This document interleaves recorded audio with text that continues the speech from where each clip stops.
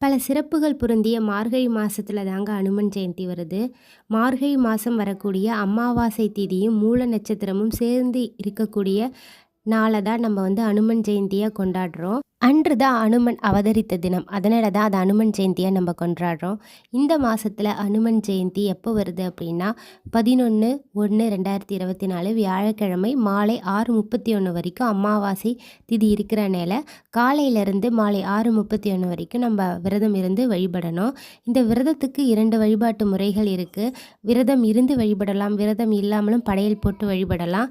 அனுமனை யார் வேணாலும் வழிபடலாங்க. இவங்க வழிபடணும், இவங்க வழிபடக்கூடாது அப்படின்னு கிடையாது. அவர் ஒரு சிரஞ்சீவியாக வாழக்கூடியவர். எங்கெங்கெல்லாம் ராம நாமம் ஒலிக்குதோ அங்கெல்லாம் அனுமன் உட்காந்துருவார் அப்படின்னு ஐதீக கதைகள் சொல்லப்படுது.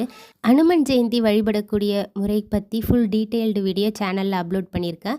ப்ளீஸ் சேனலை சப்ஸ்கிரைப் பண்ணி சப்போர்ட் பண்ணி